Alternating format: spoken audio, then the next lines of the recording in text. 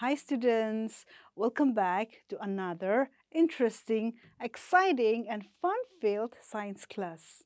Students, do you remember what we talked about the other day?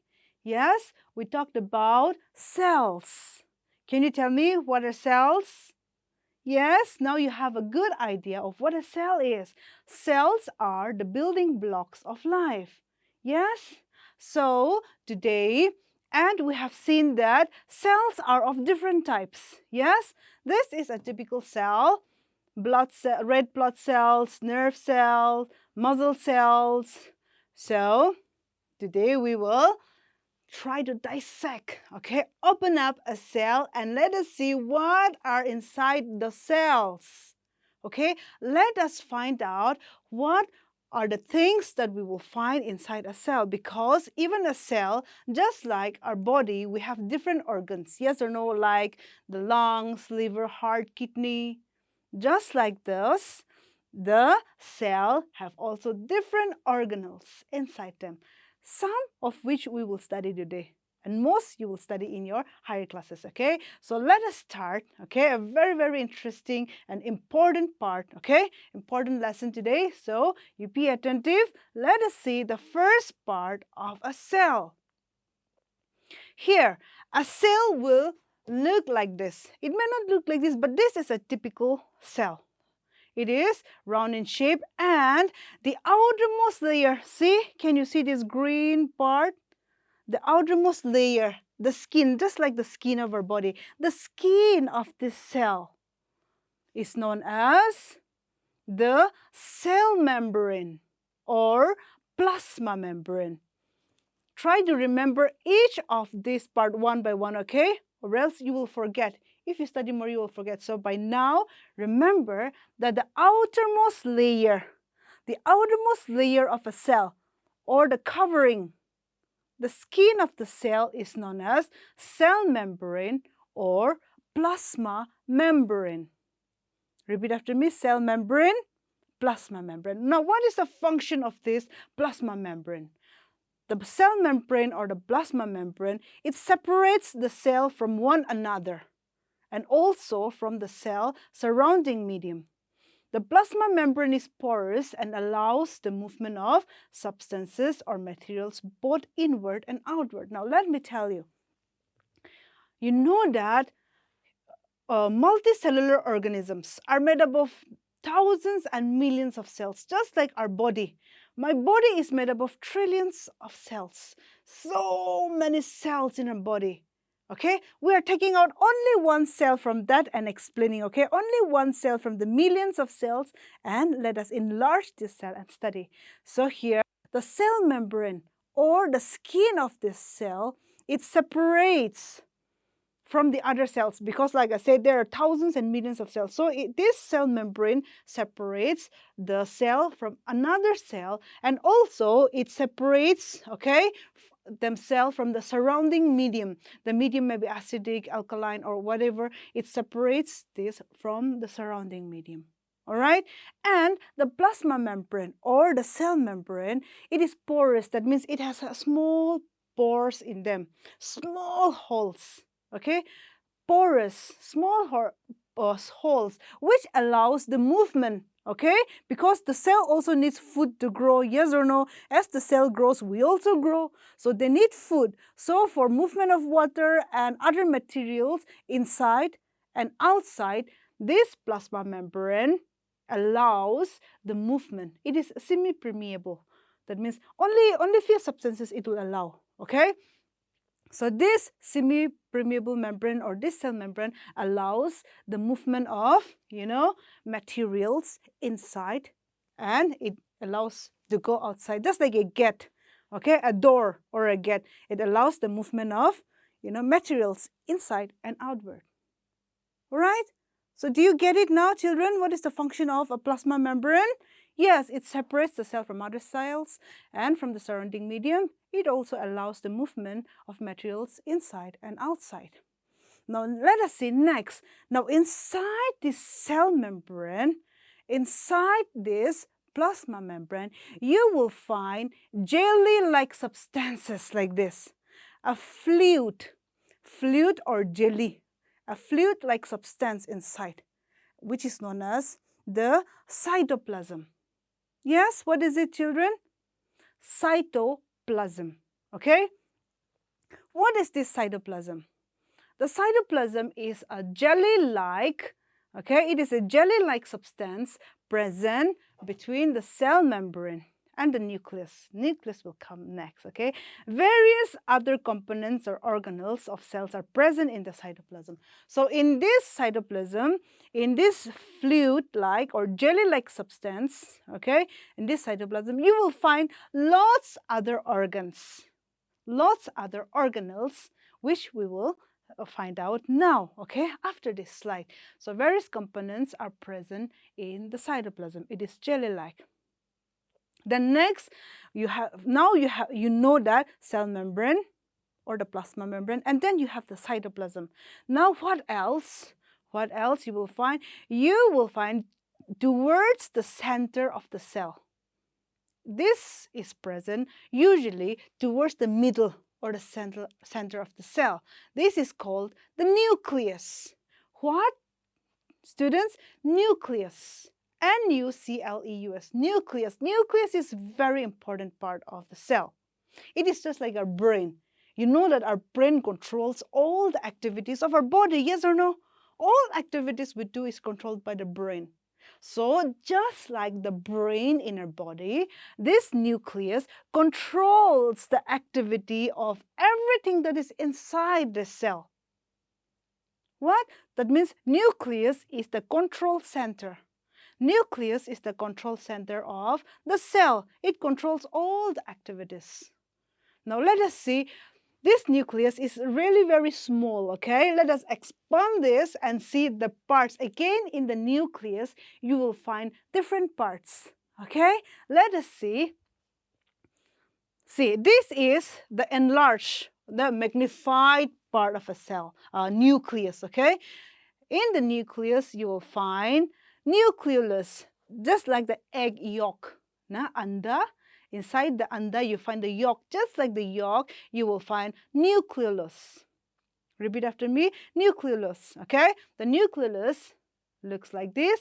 And this nucleus also have a covering of its own, just like the cell membrane. This nucleus also have a skin called the nuclear envelope, okay? The nuclear envelope or nuclear membrane. It is also known as the nuclear membrane. Then you have the nuclear pores. Pores means the small holes, okay? And this is, the nucleus has their own fluid, like the cytoplasm, and that is known as the nucleoplasm. So this is what a nucleus look like. Inside the cell, the tiny structure in the middle of the cell, which is the control center of all the activities, it has all these parts: the nucleus, the nuclear envelope or the nuclear membrane, and the nucleoplasm, the nuclear pore. Okay, so that is the nucleus. So we know that, like I've said, nucleus is a very important part of a cell. Also, inside this nucleus, what you will find, very, very important, listen carefully. Inside this nucleus, you will find thread-like, okay? Thread means rushi. Thread-like structures called chromosomes. Here, chromosomes. What are these chromosomes? Very important. These chromosomes carries genes, not the gene bands, okay? No, genes, G-E-N-E-S, genes, yes? The nucleus contains chromosome and the chromosome contains genes, yes? So interesting. The cell contains cytoplasm, the cytoplasm contains nucleus, the nucleus contains chromosomes, the chromosomes contains genes. Now, what are these genes? What are these genes? Children, can you tell me the texture of your hair? Is it curly? Your hair, some of your hair is curly, yes or no? Some of your hair is straight. Some of your eyes, they are black. Some of your eyes, they are brown. Or some, they have blue, green eyes. Yes? Some are dark. Some are fair. Some are tall. Some are short. Some hair, they are blonde. Some are black. Some are brown. Yes. Why? Because your parents or your great-grandfathers, your grandfathers, they also have curly hair. If you have curly hair, that means one of your parents have a curly hair, yes or no? Either your mother or father, they have a curly hair, or your grandfathers, your grandmothers. Yes? See, all these characteristics, okay, from one generation to another, that means your great-grandfather to your grandfather to your father to you now. That means from generation to generation to generation, these traits, these characteristics are, given down, are passed down, like the color of the eye, the texture of the hair, the color of your skin, whether black or brown or yellow or white. How do you get this? And some of you, people will tell you, you look like your mother. Yes, you look like your father. You are exact like your mother. Why? Because of these genes. The genes carries the information like the curly hair, the black eyes, blue eyes. These genes inside the chromosomes, which is inside the nucleus and inside the cell, they carry this information from your parents, from your grandparents. All right? So these genes, the chromosomes carry genes and helps in inheritance. And that is known as inheritance. That means you have inherited, you have taken the curly hair of your father. That is your inheritance. You have taken the white skin of your mother. That is your inheritance.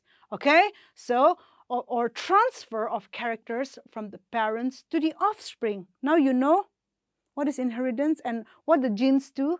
The genes, they carry the information from your parents, from your grandparents, great-grandfathers, okay, to you, to the offspring. Offspring means the children. Nucleus acts as the control center of the activities of the cell. So see, children, how important this nucleus is. All right, don't forget, okay, the chromosomes, the genes, the nucleus.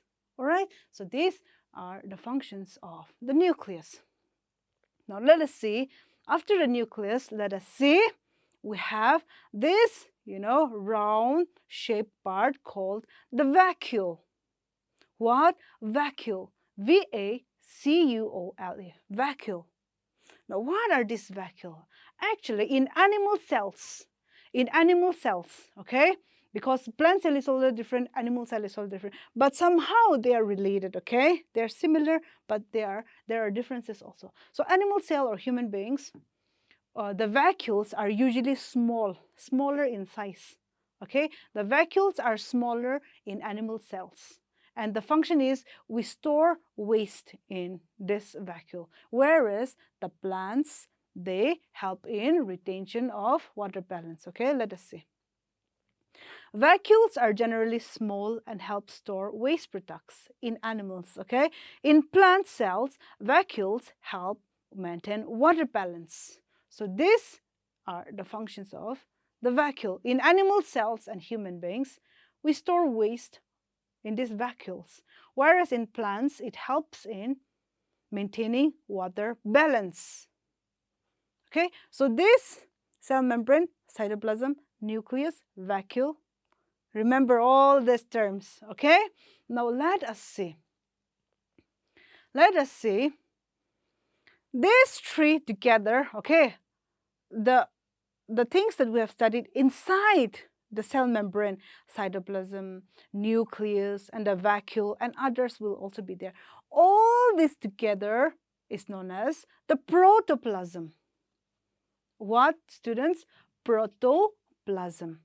Protoplasm is the living substance of the cell. They are living. This protoplasm makes us living. It is the protoplasm which makes us living. Okay? The characteristics of living organisms we talked about in the last class. Yes, we breathe, we respire, we eat, we excrete. Yes, we respond to stimuli. All this is because of this protoplasm. Everything inside this is known as the protoplasm, and the function of protoplasm is C. The entire content of a living cell is called or known as protoplasm. It includes the cytoplasm and the nucleus. And protoplasm is called the living substance of the cell. Okay? Children, is it very hard to catch up? No? No, it is not. You just have to follow one by one. Try to remember like each part of your body, you know, na? Eyes, nose, ears, just like that. You try to remember the parts of a cell. Okay? Now let us compare an animal cell and a plant cell. These are typical cells. Okay? Usually, generally, cells will look like this. Now in animal cell and plant cell, these are the common things that they have. Okay? Animal cell has cell membrane, same as plant cell, they have cell membrane, plasma membrane, cytoplasm, both have nucleus, they both have vacuoles, they both have, but in the plant cell, the vacuoles are very big. The vacuole is very big in plant cell, yes or no? Just before this, we say that vacuoles in plant cells helps in maintaining water balance. All right? Now, what is the difference between an animal cell and a plant cell? Remember this, very important. In addition to the cell membrane, plant cell, they have a cell wall. They have an extra protection. Plant cell, they have extra protection called the cell wall, like the Great Wall of China, right? So even the plant cell, they have an extra protection called the cell wall. Why? Because you know that plants cannot move from place to place, yes or no? They cannot move from place to place, so they have to protect themselves. They need this extra protection or against heat or rain or extreme temperatures. They have to protect themselves, so they have this extra protection called what? Cell wall. Yes, very good. This cell wall gives protection against variations in temperature, high wind, speed, atmospheric moisture. They are exposed to these variations because they cannot move. For us, we can just run away.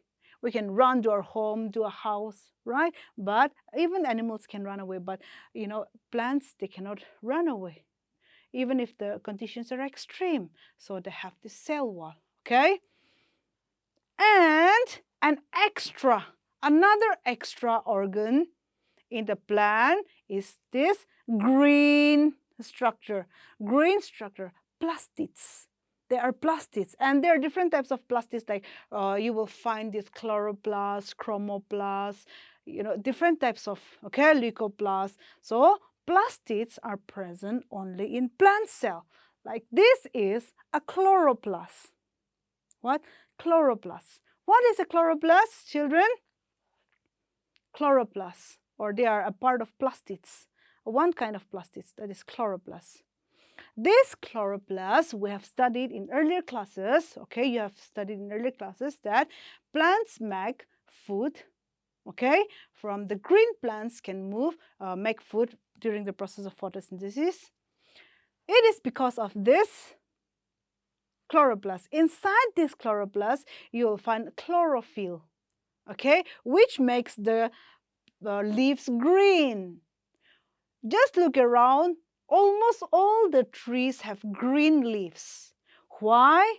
Because of this chloroplast. This chloroplast has chlorophyll, and it makes the leaves green. This is a color pigment, okay? And it also helps in photosynthesis, all right? So they provide green color. The chloroplasts provide green color to the leaves. The chlorophyll in the chloroplast of leaves is essential for photosynthesis. Without this chlorophyll, no photosynthesis will take place. All right, students? Remember that. Now let us compare. We have studied just now the difference between plant cell and animal cell. Yes, students? Let us write it down, okay? Plant cell membrane is present. In animal cell, is it present? Yes, cell membrane is present both in plant cell and animal cells. Cell wall is present in plant cell. In animal cell, students, tell me, cell wall, the extra protection, is found in plant cell, but it is absent in animal cell, okay? Then cytoplasm and nucleus, in both the plants and animals it is present. In plant cell, the vacuoles are large and helps maintain water balance. Vacuoles are very small in case of animal cells and stores waste. And in plant cells, plastids, like I've said, chloroplasts are present. It is absent in animal cells. So, very important parts of the cells we have studied today. Don't forget it, okay? Then again, another type of cells we have to know is the prokaryotic and eukaryotic cells. Repeat after me, prokaryotic. Pro means primitive. Primitive, okay? Purana. Prokaryotic, primitive cell, okay? So like bacteria, because bacteria are the first living organisms, okay? So bacteria cells, they are called prokaryotic cells. Why? Because there is no nucleus, okay? The nucleus is not well organized. See, look at the bacterial cell. The nucleus is not very clear. That is why they are known as prokaryotic cells. The nucleus is not well organized, and there is no nuclear membrane. There is no nuclear membrane. The nucleus does not have extra skin. No, that is why they are known as prokaryotic cells. Whereas eukaryotic cells, they have well organized nucleus. The nucleus is well organized. They have a nuclear envelope or nuclear membrane. Okay, the examples of prokaryotic cells are bacteria and blue-green algae. The examples of eukaryotic cells are the rest of the organisms that has a well-organized nucleus. They're known as eukaryotic cells. Eukaryotic, all right? So the cells having nuclear material without nuclear membrane are termed prokaryotic cells, whereas the cells having a well-organized nucleus with a nuclear membrane are termed as eukaryotic cells. So these are the differences between prokaryotic and eukaryotic cells, plant cells, animal cells we have studied. Keep all these things in mind, students, and until the next class, you take care and see you. Bye-bye.